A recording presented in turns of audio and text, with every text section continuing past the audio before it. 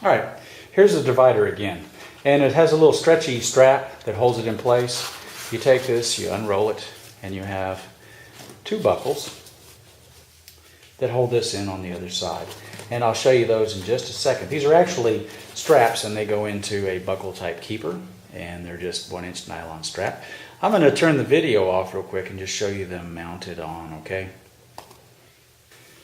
I put a white towel down there just so that we can see. I took the green bags out. Sorry. Problem with a tactical light, you got to figure which mode you run last. And you can see this mounts. It's attached to the back of the bag here in these three locations, and then onto the other front side of the bag we have it attached by these web keepers. And all you want to do when you're done with this, you simply pull the web keepers out. All right, I've rolled this divider up, and I've also opened up one of these zippers so that you can see how easy it is to get inside. These zippers are a great addition, a great feature, just a tremendous thing. And these zippers run all the way down to within about 4 inches of the bottom of the bag. So with the zippers open, you can see it's easy to get to your gear. Okay, you can reach inside, reach all the way down to the bottom. Again, another really tremendous feature on this rucksack. And here we see the radio pouch in vertical mode. That is, I'm hanging it straight up and down in the bag.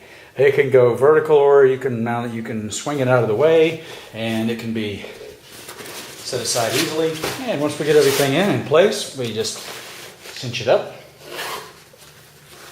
stow our cords, put our lid back on, and snap it down. Now we're going to attach our hydration system, and this is the Marine Corps issue one. It's bag, but it's the Army one. So I believe this will hold either the Army or the Marine Corps one. But just understand that the pouch that this mounts into is, let's see, 7.75 or 7 3/4 inches across, just short of 8 inches. And this pouch fits perfectly in there because it was designed for that. So if you're going to try something else in there, be advised it may be a little bit larger, a little bit smaller. All right, let's first, if you remember from earlier, we put the pouch rolled up. Now we're unrolling the pouch. And what we're going to do is we're going to lay the pouch back just a little bit and unroll it. And I'm going to take my hydration bladder, and I'm first going to secure my straps up so they're out of the way. I'm going to slip one end into the little pocket. Again, it's about 7 3/4, roughly about 3.5 4 inches deep. And I'm going to want to fit this in snugly. Cinch it all the way down. It helps if it's empty when you're doing this, but if it is full, it's just going to be a little bit more difficult to juggle with. Not a problem though, right? No hill for a stepper like you. All right, and then just carefully lift up, flip it back down onto the back, and you're going to see that we have keeper and strap on both sides. So we want to strap those down. This is so easy.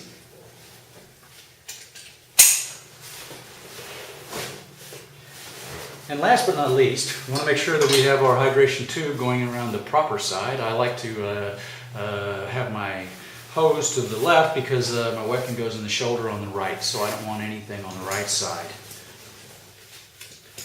I'm actually just going to feed this up underneath the lid, just to get it out of the way. Now, from here, if I'm full, I could simply undo one of these straps and lay it over the top, like so. Take this end keeper, pull it out, take this male buckle, and put it in. You want to put that through the loop. It just gives you extra retention for your hydration system. Cinch it down, and then secure your straps out of the way so they're not flapping around and driving the first sergeant crazy, because that's one of his pet peeves, is poor strap management. If there is a flaw, it's here on the bottom of the bag, and that is that there is no buffer plate, as it were. There's no extra padding. I would have liked to have seen something like this piece of side padding that we have here on the bottom. That would have been a nice addition. And if you start noticing a bit of wear and tear down there, you do want to keep up with this. Any piece of gear is always going to be susceptible to wear and tear in the field. You want to make sure you keep everything clean, and we used to dry brush everything when we came back from the field. You don't have to wash it with water, But you do want to make sure that you keep track of all your buckles and straps. Keeping your straps locked down is going to help you to not lose them and have them get snagged up on gear. All right, folks. Just showing the rucksack on. We talked about the belt and the shoulder pads and everything earlier, and I want to encourage you, when you put your rucksack on, you wear the belt pad, because that's where you're going to put about 2/3 of the weight should go there. Ideally, when you put this on, if you didn't see it in the other video, you should be able to undo your chest strap and let this just kind of roll back onto your lower. If you'll notice here what's up near my shoulders, you don't want to go too wide. That's why putting that big fat sleeping pad on there, we used to cut those down to shoulder width. But don't put your sleeping pad up too wide, too high, because what's going to happen then is every time you got to look behind you in check 6, you got to swivel your entire body around. For instance, if I'm out on patrol and I'm carrying my tactical ETMD 3A, here, go see the video on this high-speed piece of gear. If I'm carrying my gear and I want to look behind me, I just got to do a glance like that. If you have your gear too wide up on your shoulders, every time you want to look behind you, you got to do this. Okay? And raise your hand if you've seen this on patrol. Joe Snuffy walking backwards. Okay, that's a bad thing to do, especially with live ordnance, live ammunition.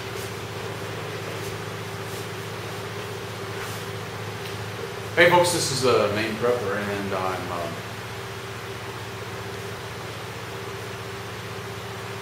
Hey folks, this is the Maineprepper.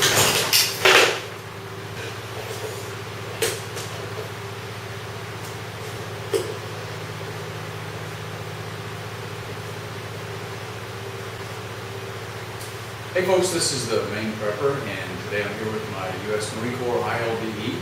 And how you doing, buddy?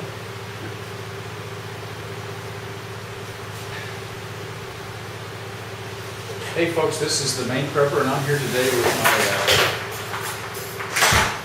my, okay, while you're down there, just knock him out. Hi folks, this is the Maineprepper, and I'm here with the USMC.